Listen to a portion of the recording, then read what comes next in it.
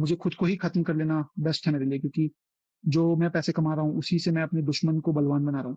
वही पैसे मुझे ही बर्बाद करने के लिए यूज हो रहे हैं, और ये साइकिल बढ़ता ही रहेगा, है ना। मेरे ही टैक्सेस के पैसे से ये कोर्ट, ये पुलिस सिस्टम मुझे और मेरी फैमिली को और बाकी लोगों को भी हैरास करेगा जो अच्छे लोग हैं। आत्महत्या किसी भी प्रॉब्लम का सॉल्यूशन नहीं है, लेकिन जो भी अतुल सुभाष के केस में हुआ है और जो आरोप अतुल सुभाष ने इंडियन जुडिशरी सिस्टम पर उठाए हैं, उससे पता चलता है कि एक आम आदमी इस सिस्टम के आगे कितना बेबस हो जाता है।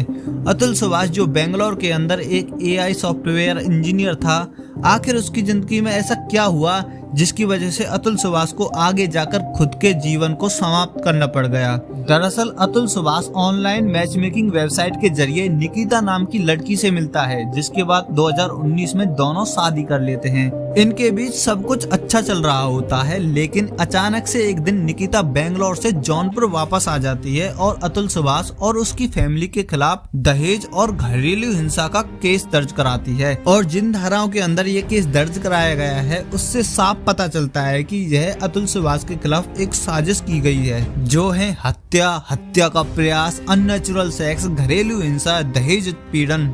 अतुल सुभाष ने मरने से पहले बताया था कि उसकी पत्नी के घर वाले उससे पैसों की डिमांड करते थे, लेकिन यह डिमांड लाखों रुपए तक पहुंच गई, तो अतुल सुभाष ने और पैसे देने से साफ मना कर दिया, जिसके बाद उसकी पत्नी ने अतुल सुभाष और उसकी फैमिली के खिलाफ केस दर्ज करा दिया। और इस केस के चलते अतुल सुभाष को बेंगलोर से जौनपुर आना पड़ता था। और यह हम सबको पता है कि एक लीगल केस की सुनवाई के दौरान एक आदमी फाइनेंशियली और इमोशनली कितना वीक हो जाता है, और स्पेशली इन डिवोर्स और एलिमनी के केसेस में, जहां अतुल को 40,000 पर मंथ की एलिमनी के साथ वकीलों और ट्रेवलिंग की कॉस्ट भी उठानी पड़ रही थी, जिसे लेकर जब अतुल सुभाष जज को बताते हैं कि कैसे लोग ऐसे केसेस के लंबा खिंचने की वजह से आत्महत्या कर लेते हैं, तो उनके पास खड़ी निकिता बोलती है कि तुमने तो अभी तक आत्महत्या की ही नहीं, जिसके जवाब में अतुल कहता है कि अगर मैं मर गया तो तुम्हारी पार्टी कैसे होंगी।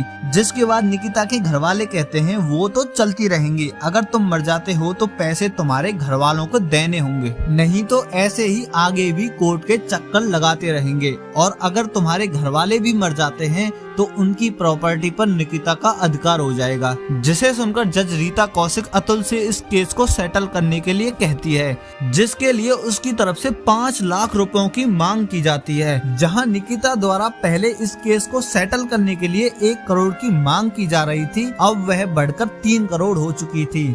भारत के अंदर दहेज को लेकर बहुत ही सख्त कानून बनाए गए हैं, जिसका फायदा बहुत बार महिलाओं द्वारा लड़के और लड़के के परिवार को फंसाने के लिए उठाया जाता है। आईपीसी का सेक्शन 498A महिला को इतनी पावर देता है कि अगर महिला सिर्फ ये बोल दे कि उसका उत्पीड़न दहेज के लिए किया जा रहा है, तो बिना किसी प्रूफ के लड़के और उसके पूरे परिवार के खिलाफ कार्रवाई कर दी जाएगी। जिसके 10 साल बाद भी अगर ये केस फर्जी निकलता है तो इसमें महिला के खिलाफ कोई कार्रवाई नहीं की जाएगी, भले ही इन 10 सालों में लड़के की जिंदगी बर्बाद क्यों ना हो गई हो। और यहाँ तक कि सुप्रीम कोर्ट ने भी सेक्शन 498A के मिसयूज के बारे में बोला है, जहाँ महिलाएं अपनी बात मनवाने के लिए गलत तरीके से इसका इस्तेमाल कर रही हैं। और इसी तरह निकिता ने भी अतुल और उसके घर वालों पर 10 लाख रुपए दहेज के तौर पर मांगने का आरोप लगाया था। और निकिता ने यहाँ तक बोला था कि उसके पिता की मौत भी इसी सब के चलते हुई है, लेकिन इसके पिता की मौत एक लंबी मेडिकल कंडीशन के चलते हुई थी, जो बाद में क्रॉस क्वेश्चनिंग के चलते सामने आई थी।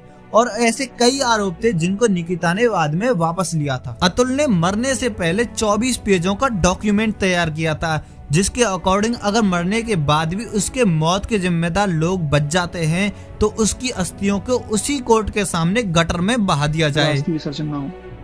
अगर इतने सारी चीजें, एविडेंस और सब कुछ होने के बाद भी अगर कोर्ट, ये जज और मेरे बाकी के हरासर्स को पनिशमेंट नहीं देती है और बरी कर देती है, तो मेरा जो अस्थि है वहीं कोर्ट के बाहर किसी गटर में बहा देना चाहिए। जहां जुडिशरी सिस्टम का काम होता है लोगों के साथ न्याय करना, लेकिन अब वही जुडिशरी सिस्टम लोगों को अपनी जान लेने के लिए मजबूर कर रहा है। और अतुल सुभाष जैसे ना जाने कितने लोग इस सिस्टम की वजह से सफर कर रहे हैं। इसलिए अब समय आ चुका है कि ऐसे कानूनों पर चर्चा होनी चाहिए और पुरुषों के साथ हो रही हिंसा से रिलेटेड कानून बनाने के लिए सरकार को कदम उठाने होंगे। अगर कोई महिला पुरुष के साथ घरेलू हिंसा करती है तो इस पर केस दर्ज करने के लिए अभी तक कोई भी धारा हमारे कानून में मौजूद नहीं है।